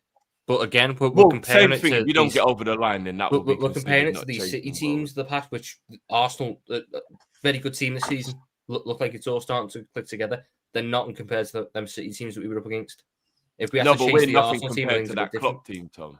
We're nothing compared to that Klopp team. That 2018 to 2020 Liverpool team, and then the team we nearly won the quad is better than this in terms of where we're at. Do you get what I mean? Like, I don't think we're anywhere near what that Klopp team was. So it works both ways, isn't it? Do you get what I mean? I think the gap between our current team and the Klopp team from 21-22 is smaller than the gap between Man City and Arsenal. Comparing those 2 versions of themselves, that City team was a year away from doing a treble. No, that City team was definitely better than this Arsenal team, 100%. I'm just aware of the fact that at the minute as well, we got to be brutally honest. How much better do we think this Arsenal team gets than where they're at right now? As a genuine question, how much better do we think they play than where they are right now? The only thing they can do better is figure out how to get Gyökeres scoring more. So they have one problem which they can somewhat adjust, but I think that with Gyökeres, as much as Arsenal needs to get him involved in the game, he also needs to start showing signs that he's competent in this league, because I think it's a double-edged sword. What can Liverpool improve? Well, we can improve our build-up, we can improve our attacking structure, we can improve our midfield control. We have so much room to improve as a football team. No, but we have to do it before they get a lead. That's the point I'm making, because you might not be able to catch the lead. Do you get what I mean? Like, say we drew with City and we drew with Man U, and then they were 5 points ahead of us, and that will be about. We can make up a 5 point. We can make. We can. But do you want to be 5 points behind Arsenal? I think you know what I mean. I don't want it, but maybe we need it. I just want us to just make sure while we're figuring it out, we keep the points tally. I think you guys are arguing with Drifty for the sake of it. I think everything he's saying is actually spot on. Like, at the end of the day, we can't sit here and just act like Arsenal are gonna be like this club that we have in our mind forever. What if this is the season? By the way, just so you know, before Klopp won in 1920, people had the same perception of Liverpool. Oh, look, Liverpool are in the title race again. They're going to bottle it. People said that about us because of 13-14, because of 08-09, because of all the title races that we have. So we can't just have the perception, oh, by the way, guys, because it's Arsenal, they're going to bottle it and khalas, it's okay. No, guys. That's not how this works. And another thing as well, I would like to remind you all, Pep Guardiola employs a machine up top known as Erling Haaland, that at any point in time, if he stays fit for a 10-game period, they can beat anyone in the world on any given day as well. That's 10 wins in a row, and he's shown the ability to do it before. If you want to say Arteta hasn't shown the ability to do it before. That's why it's a must-win game for me. This Saturday game is a must-win game. You have to take advantage. You have to smell your prey and hunt it down and eat it and leave nothing left of it. And with Chelsea, with all due respect, if we cannot beat Badiashile and Achimpong as a centre-back partnership with Isak, Wirtz, Salah, and whoever the hell plays left wing, then maybe we don't even deserve the league. That centre-back partnership should not be able to defeat Liverpool Football Club in any way, shape, or form. Even a draw is a bad result, in my opinion. The only way where a draw or a loss I would accept is if the performance is so amazing that I fully believe we've turned the corner. If Liverpool hit the post 4 times and we're completely dominant and we just destroy Chelsea and they win 1-0 on a corner, I'd be okay with it, because at least I'd be like, okay, now I'm going to build on that performance. Tom, you need to understand football.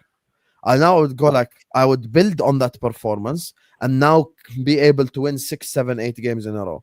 Like, that's the thing.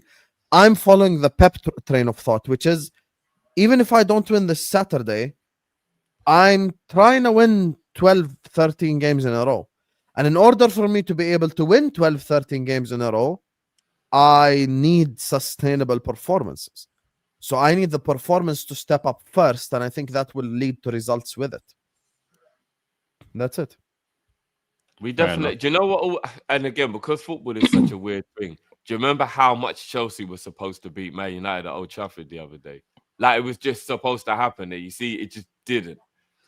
Like, that's the thing that can just happen in football, innit? And that's why guys Stamford Bridge, I know we've won there once or twice, but it ain't a great hunting ground for Liverpool. Do you know what I mean? So I'm like, everything. Remember Glenn Johnson winner? Yeah. Do you know, you know, sometimes like the worst animal to have in like a dark alley wouldn't even be the strongest animal. It would be the wounded animal, because it's got a chip on his shoulder and it's like, it's feeling, do you know what I mean, vulnerable, so it might lash out more. Maybe that's the version of Chelsea we're going to get. You know what I mean? You just don't know, innit? Like, we might be like 20 minutes into game, be like, Chelsea have played like this all year. What the hell was going on? Like, you just don't know, innit? So they do like to spoil a party as well. I'm being cautious going into this game. I'm being very cautious. They do like to spoil a party as well, so they are assholes as well. They do. Remember that Chelsea team that came? I know Mourinho was obviously better than Maresca, but remember that Chelsea team that came in 13-14? Yeah, but that that's Chelsea because, team that's because objectively, though, no Palmer and that centre-back partnership, we should I was going to say no Palmer as well, you know. Remember, but didn't that Chelsea team that came to town have like 5 missing starting I know. Can I just say something? By the way, Hassan, I fully agree with you. We should be going to Stamford Bridge and getting a result. But do you not think that there's an argument to say that Chelsea are almost catered for this game because of losing their centre backs, because of losing Palmer?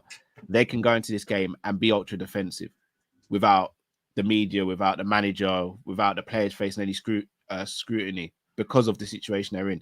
And do you not think that has the potential to make it dangerous for us? Because we've seen on the transition we can be got at, and I'd argue say Chelsea. Well, not argue. I'd say Chelsea are better defensive. Oh no, I think Joao Pedro will be handled by Konate. I would be way more worried if they had Joao Pedro. Though you've got the likes of Neto and Gittins, who I'm not saying they're brilliant players, but they're quick enough to cause us trouble. Guess what? If Karkas can deal with Neto, then he's shit, and if Frimpong can't deal with Estevao, then he's shit too.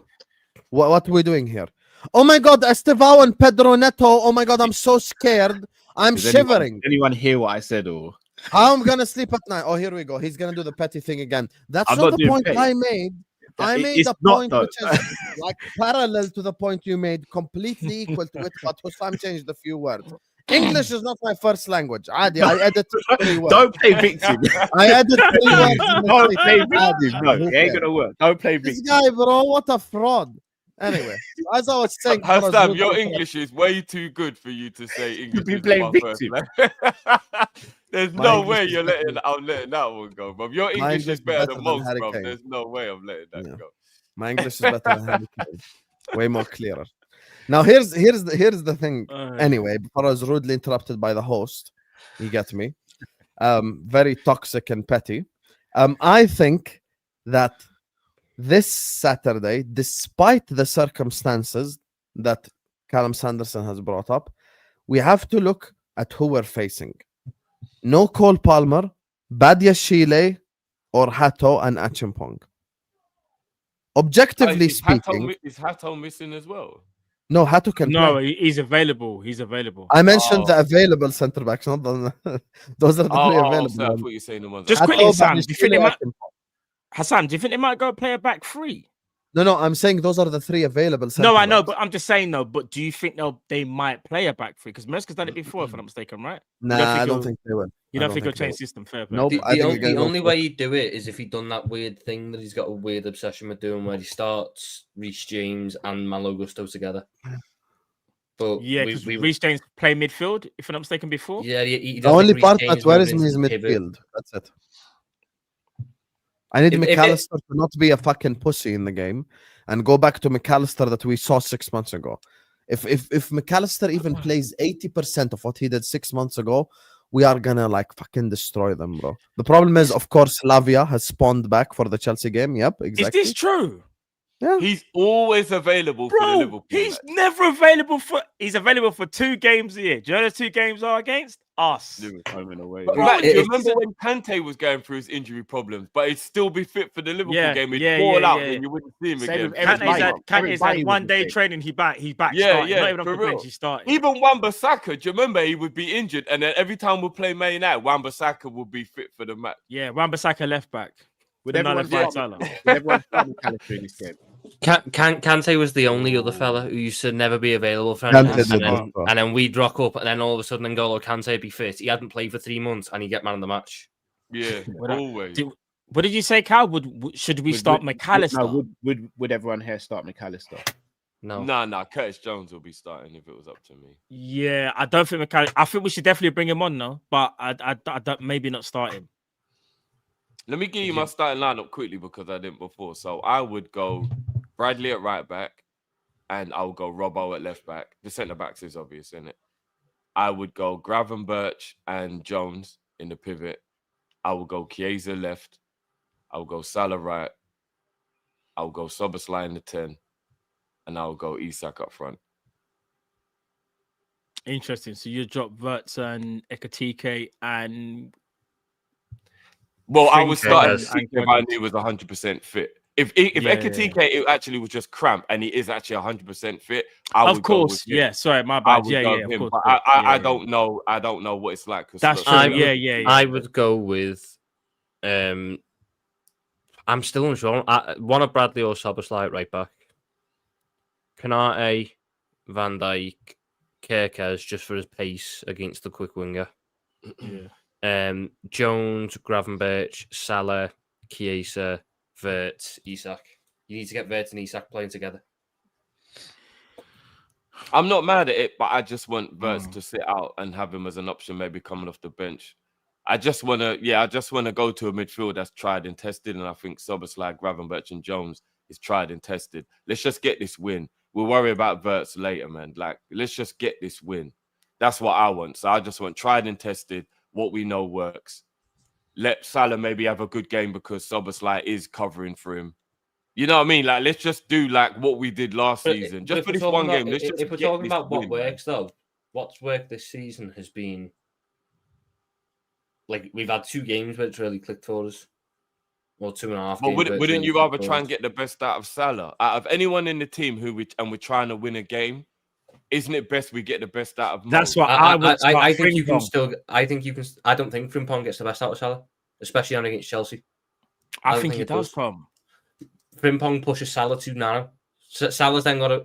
If Salah's too narrow this game, Caicedo and Lavia will be jumping on him. That's fucking pointless. What we need, in my opinion, is to have Salah starting wide, have an underlapping run from the right back to drag someone away, which will then leave Salah one-on-one with the left back and Cucurella, and then Salah gets to do exactly what he done last year, which is cut inside and then go, who do I cross to if anyone's free? Who do I pass to? No one's free. Right, I'll take it on my own. See, I see it slightly differently. And again, maybe it's just one example, but I'm thinking of like the Atletico game where knowing that Frimpong is so fast, knowing that he can make that running behind, it made Atletico hesitate just for that one, like half a second. Mm-hmm. And Salah was able to drift inside. I think that's due to the pivots, though. So look at who Atleti played as their 2 central midfielders that day. We've got to run back the Atleti team, I'll be honest with you.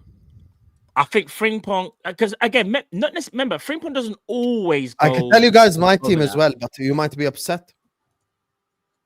No, go ahead, bro.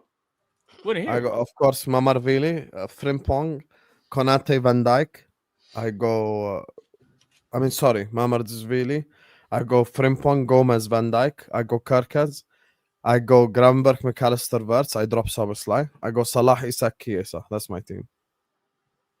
Yeah, see, we got a Drop problem. Szoboszlai, okay. I wouldn't drop Szoboszlai. He's too important. He's too integral. I Against disagree. some- Szoboszlai against the Chelsea midfield do nothing. Chelsea midfield is way too no, much for him.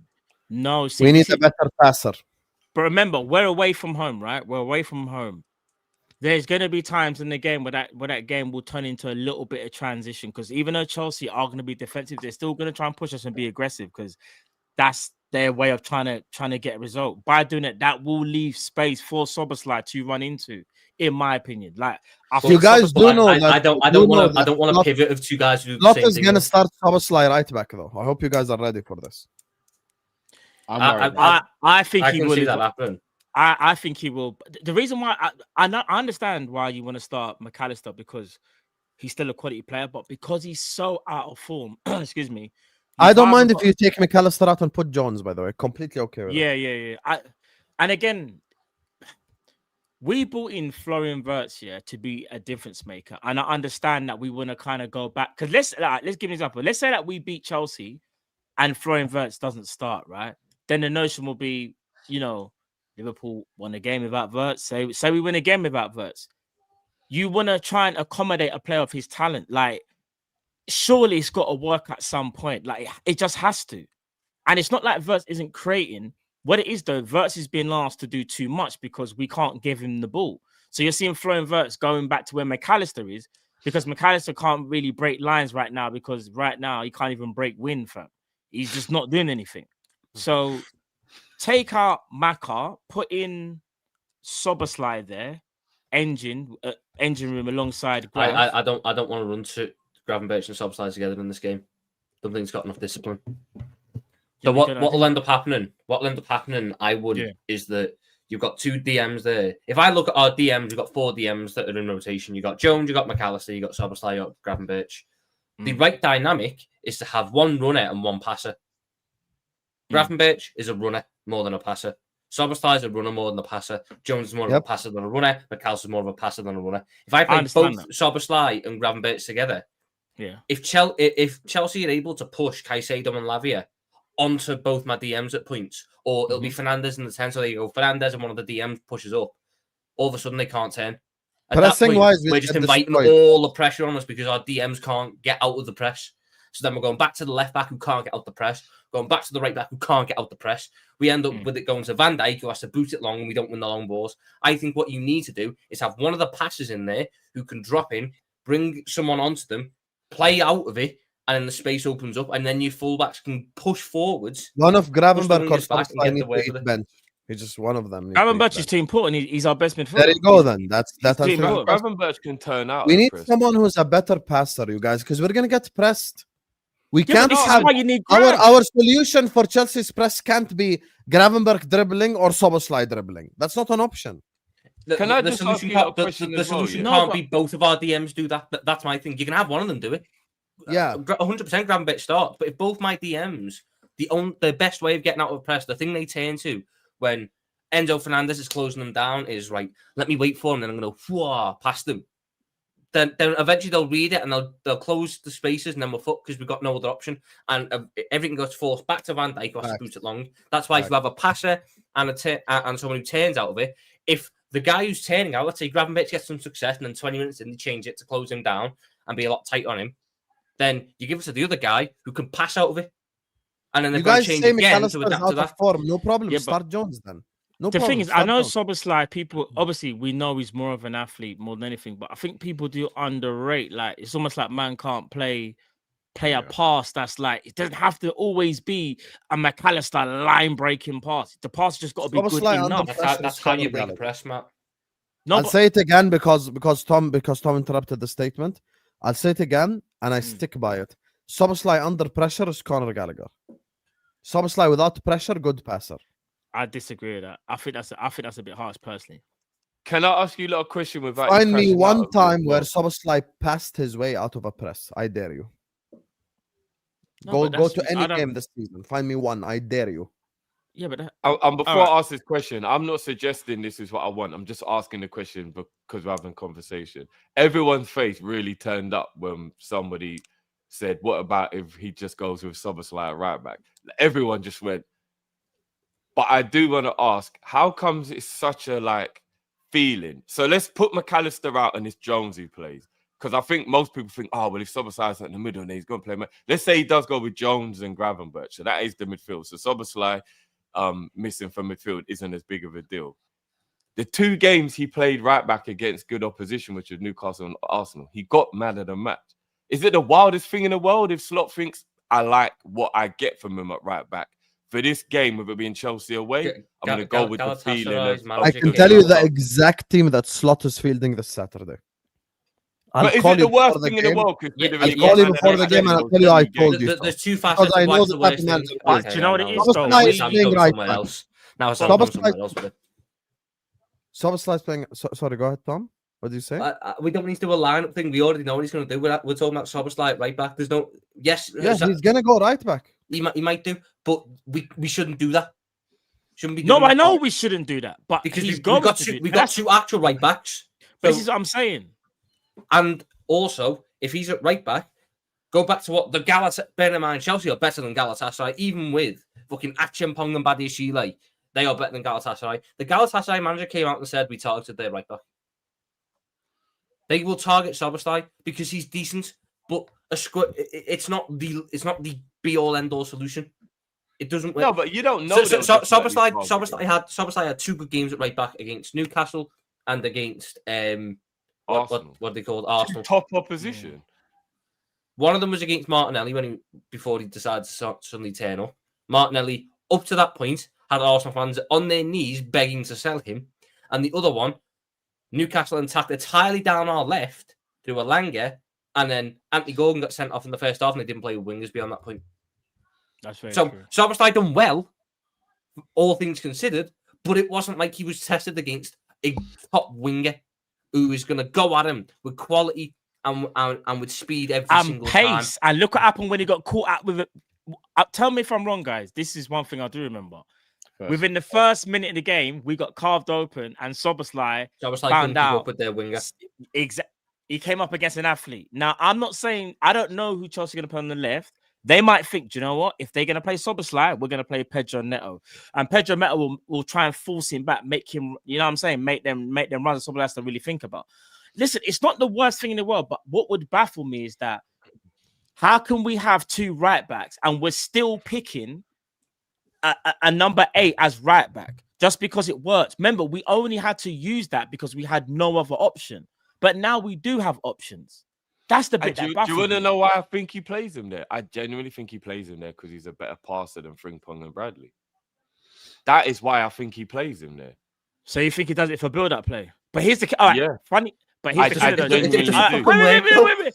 But here's the killer, though. Here's the killer. You say that, and you're right. He is a better passer. However, we don't really utilize him in build-up, fam. Tom, am I lying? It's the back 3 of Kirkes, Van Dijk, and Kanate. My man inverts, bro. We don't even build up with the back 3. So even though you're right, like he's a better passer. No, but that will be part of the passing, isn't it? That will be part of when he's in midfield. Then he thinks he's got an extra passer in there because he's better than Bradley and Frimpong. No, I know. He is, but we don't. What ends up happening then is your 2 best passers are either side of your worst passer. So Kanate gets funneled the ball an awful lot more because Kanate is the middle piece separating the 2 best passers. Kanate on the ball has not been very good this season. He's been, might be harsh. I might add my Kanate agenda again. He's been a liability on the football this season, Kanate, in terms of passing. Teams are targeting him. So what I think you need to do is play an actual right back at right back whose strength as a right back is progressing the ball forwards with their running and with their carrying of the football, and then have your left DM drop into the back line when you're building up, whether that's McAllister or Jones. Your passer needs to go into the back line to form your back 3 because you still need your back 3. But what you then have is you have Van Dijk in the middle. Van Dijk is much better on the ball. So you've got the passer to his left who you can push Kirkes a bit further up then. You've still got your DM there in Gravenberch, who at that point in time, because you've got a back 3, they've got to commit 2 to a press, which means Gravenberch has less pressure on him, so he's going to have more success with receiving the ball and turning out and driving forwards. Your fullbacks then aren't in the first phase, which is where they get stuck because they can't pass. Milos Kerkez against Galatasaray completed 0 forward passes in our half. So you get them further up, not involved in that phase where they're going to get stuck and we're going to get stuck in a cycle where they're going to get belief in their press. Push them further up. You break the press. You get it to your 3 caddies there who can drive up the pitch. And all of a sudden you bring your front 4 into the game. Our problem with build-up is that we have too many people stuck in the first phase who can't perform in the first phase. Get them away. Push them away from the first phase and put them in the second phase where their strengths are. And drag someone else. You're not going to get the best out of Curtis Jones or McAllister in that role. Tom, and I completely understand that. But it's needs must. How many teams have we played this season that you would say are high pressing?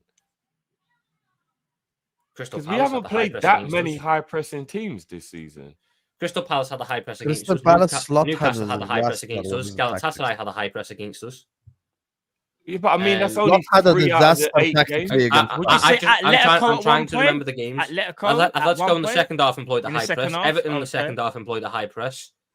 Bournemouth in the second half employed the high press. The only two Would you call it a high press because they're putting us under pressure? Yes, that's like there's a bit of a difference between being under pressure and being high press. I don't think Everton high pressed us in the second. That's why I said start McAllister or Jones in this game because we need one of them, bro. We just can't do. Remember, high press means you're starting to press all the way from the front, as in as soon as Van Dijk gets the ball, he's under pressure. That's a high press. Not necessarily. A high press is not necessarily. You can press the DM. Are you pressing? No, but pressing the DM is. I mean, you know who didn't? Burnley didn't. Burnley didn't high press us because Burnley let our centre backs and our full backs have the ball the whole game. At all. Burnley, you know who else didn't? Arsenal didn't really high press us. Arsenal let our centre backs and full backs have the ball and instead marked the DMs and tried to cut passing lanes to the DMs because that was what they believed. They were in a mid block. Galatasaray, maybe they didn't press Van Dijk, but they sure as hell pressed Konate and they sure as hell pressed the full backs. Athletic didn't press Van Dijk. I think they sure as hell pressed the fullbacks and the centre back. Same thing with Everton. Same thing with Bournemouth. Newcastle were the only team that employed a traditional full fucking everything press, everything go. Even Van Dijk was getting pressed. That's how we won. That's how we got the red card because Van Dijk is the only one who can handle the high press because he was able to play it out before the tackle came in. That Newcastle are the only team who employed the traditional high press, but a lot of teams that we played this year, outside of Burnley and Arsenal, have employed a variation of a high press on us because they've pressed our back line into mistakes. That, for me, is what I call a high press. They're pressing our deepest line into the mistakes. I mean, again, I'm not even saying you're wrong, bro. I just think I watch our defenders have so much of the ball that I think we're being pressed in midfield, which is like a mid to high press rather than a high. If it's a high press, I don't think our defenders will spend so much time on the ball. Our defenders are always on the ball. I would love to even see what the stats are. They have the ball more than anyone else in our team. I'm sure they do. Yeah, because a lot of football is now about pressing traps. So Van Dijk can have the ball a lot, but they're not going to press him because they know we can play out of it. So a team's waiting for us to play the pass or put ourselves into the situation where they know they've got a high chance of getting it back. So against Galatasaray, their pressing trap was Kerkez. The moment Van Dijk passed it to Kerkez, the guy on the right, I can't remember his name now, but the guy on the right would jump dead high up and Kerkez would then go, oh, fuck, pass it to Van Dijk, who would then be under pressure from Osimhen, Gundogan. Or Gundogan or Osimhen, it was either or. But they'd press onto Van Dijk, who'd let it run across his body, play it to Konate, and then the left winger and the 10 would both close Konate down. They'd leave Szoboszlai, and they'd go, if they get it to him, they get it to him. But we'll both close Konate down. And Konate in that situation would either play it back to Van Dijk and we're fucked at that point because Van Dijk's getting pressed by 3 people, or Konate boot it long, we won't win the ball. So the team, I think that the Jurgen Klopp style of pressing has somewhat skewed people's perceptions of what a high press is. That's not standard. What's standard now is waiting for your pressing traps. So we have pressing traps. We have pressing traps down to a T last year. We went to United and employed the best pressing trap on Casemiro because they went everything through him. So we moved Gravenberch out of DM into right centre mid because we know he's physical, he's tall, he covers ground well. He's going to press Casemiro the moment he gets the ball. If it's not him, it's going to be Szoboszlai. Then pressing traps are now getting employed against us and we can't handle it. So how do we handle it? We change up how they we change up who the traps are. So if they're trapping Kirkes, we get him away. We get him away from where the trap is. You know, they won't ever press. They won't press Jones because Jones can turn out of it. Jones can pass out of it. Jones is one of the most pressure resistant players we've got. So if you press him, more often than not, they won the ball. Curtis Jones against Galatasaray was as a result of the pressing trap on Kirkes. Because Kirkes can't pass forwards, he would fire it into the DMs at the complete wrong moments. Who are then getting obviously there's going to be an element of a press from the other midfielders, but the entire press is focused on that side. That's why Gravenberch was also fucked over with it. He turned out with it. He got 3 passes. He managed it once. He turned away once. It was brilliant. The other 2 times, he's got a guy on him, and the guy that's pressing Kirkes is straight on him as well because Gravenberch had to come over. And the 10's also there, who was waiting to close down Van Dijk. So the DMs were receiving the ball in 3-on-1s. That's not. They're not being targeted with the pressing trap, but that's the byproduct of the trap. The trap isn't just to get the guy; it's to get what happens afterwards with him. So when he's firing it into the DMs are getting a crap ball to deal with, whilst they've got 2 guys all of a sudden closing them down. They're fucked. But they weren't waiting for Curtis Jones to get the ball, and then I got 2 guys. now we get him. When they caught Graven Jones though, they weren't because of bad passes, because they were dwelling on the ball. Gravenberch took 1 touch before he got tackled in both instances. Okay. Yeah, I don't see how we can be done on the ball in that situation. I remember Jones was dillying on the ball when he lost it. Jones further up the pitch might have been, but not in the first phase. When he lost the ball, when he had to run back and make a goal-saving challenge, which was brilliant, it's because he was dwelling on the ball. It wasn't because of a bad pass. So there was one moment in the second half. I was thinking more of the first half where we were getting killed by the press. In that first half, guys, I know obviously we're going to wrap up this show, so let's not go into it. But I also think one of the worries as well from our team is we're not good at pressing ourselves. And I think it's because we don't naturally have good pressers in the team. I think Gakpo's okay at it. I think Wirtz is okay. I think this version of Mo is diabolical at pressing. And is Isak really a presser? So like, have we got a bit of an issue that we don't even have good pressers in our own team as well? So that's why we don't win the ball back high up the pitch. And the defenders get the time to keep playing these passes because we're not putting them under enough pressure ourselves. No, I think that's a big issue in our team as well, you know. Yeah, it definitely is. There's a lack of intensity with our pressing. Yeah, facts, Cal. That's probably the best word to use, intensity, yeah. And intelligence, I guess, innit? Because I don't think Gakpo and Wirtz are intelligent pressers. Yeah, so it's like, do you know what I mean? It's like, yeah, maybe they'll run, but bro, like cut the angle. Dude, Bobby and Sadio was so good at cutting the angle when they used to press. It was like, where you going? Where you going? Where you going? It wasn't just them though, because even Coutinho when he was at Liverpool was good at pressing. Lallana was brilliant at pressing. Genie was. I think even, I'll be honest, people sleep on Salah, that version of Salah pressing as well. He wasn't as good as Bobby and Mane, but he wasn't a slouch at pressing. No, he wasn't. Even Naby Keita was good at pressing. Milner good at pressing, so they all knew the nuances of pressing, but that seems to be happening here. Right, I'm going to help these supers before we get score predictions. Shout out to Sadiq. Afternoon, lads. Today's my 50th. Can we drop the boot? Wow, big up, Sadiq. 50. Congratulations. Happy birthday, Sadiq. Happy birthday. And I'm not even going to lie. I don't even believe you. Yeah, you don't look 50 at all. Like, honestly, I've seen now I've even met Sadiq in real life. I do not believe that you're 50 at all. Like, I don't drop the beat, man. You're 2 years younger than Callum. Happy birthday.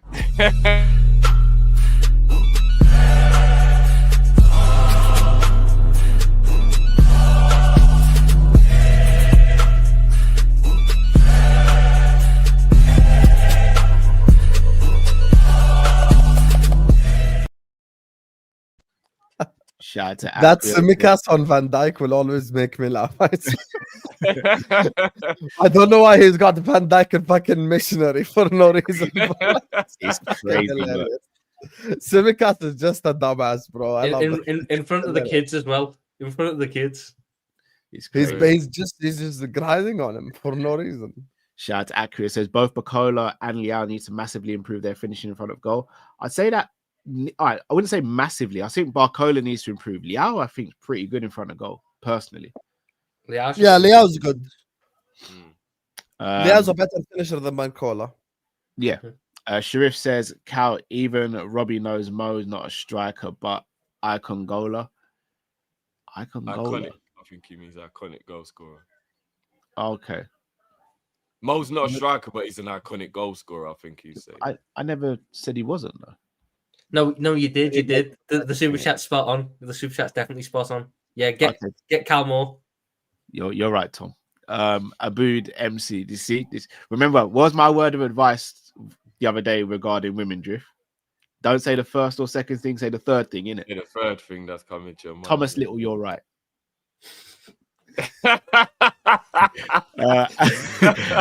Abood, who do you guys have? Pereira and Kalayev. I'm gonna do a preview on that later, so I don't want to spoil it here. If that's all right. I don't know if you guys. I've got I Ankalaev. just want Pereira to win, innit? But yeah. I've got Ankalaev. I've actually predicted quite poorly with UFC. Everyone I want to win always ends up losing, so I'm not going to say anything. Big up Tom, Fonzie UFC is the ultimate fight championship. I know what UFC is. I just don't watch it. Do you know why that's so cheeky? Because Sam don't even watch it. No, I do, but I do admit I'm a casual more than like a diehard. I'm not a diehard, but I watch every. I'm not gonna lie. I've become a casual. Cal will be disappointed with me now. No, the last year has been I am tough. disappointed. The last year has been tough. I can't. Only reason Cal watches it because he fancies that Shevchenko chick. That's it. No, that's Jamie, bro. That's not Jamie. me. That's Jamie. This is how lies start, bro. I've got a family, bro. What are we doing here? Wait, was that Jamie or you? Was that Jamie or you on the Sanderson show that was fancying that Shevchenko girl? No, it's definitely Jamie, bro. Look, definitely what are we doing, bro? I've got kids and a family, bro. What are we doing here, Sam? It wasn't you. It's streaming live, bro. What are we doing here? It wasn't you, like legit. No, oh my goodness, I can't believe No, it wasn't me. I don't find Shevchenko attractive like that. Hold on. Who's Mackenzie Dawn? I find my wife attractive. Who's Mackenzie? Fonzie, we need. Who's Mackenzie? No, you ain't gonna skip. Who's Mackenzie Dawn, Cal? Read the super chat, Cal. Who's Mackenzie? Who's Mackenzie Dawn, Cal? Who's Mackenzie? Why are people in the chat saying that? Let me Google Mackenzie them right now. Because she's fighting for a belt soon. Fonzie says we need Stevie to submit Cal if he mentions any player regarding transfers. Stevie has to represent the Kop-Ish fan base. That's cheeky still. So Shevchenko ain't your type, but this is your type. Who said that's my type? My wife's my type. No, the chat are saying. The chat don't lie. They're also saying Michelle Waterson, whoever that is. That's not even her name anymore. But no, Michelle Waterson. Oh, you know her name. What's her name, Habibi? Oh, you know she had a name change. Yeah, she got married. I'm a content creator around MMA. I should know this stuff. Wasn't she always married?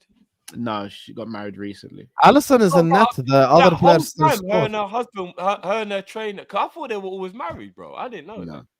Oh, shout out to Salah Hairline. We miss two great pressing monsters in Diogo and Diaz. Agree with that as well. Jota was a brilliant press with the ball as well. Yeah, Jota. We definitely have been missing both of those two this season for more than one reason. With Jota, Leighton P says, credit to Maresca for his comments today regarding Jota. We should not forget these are very young men trying to deal with a tragedy that is still very raw. Very true as well.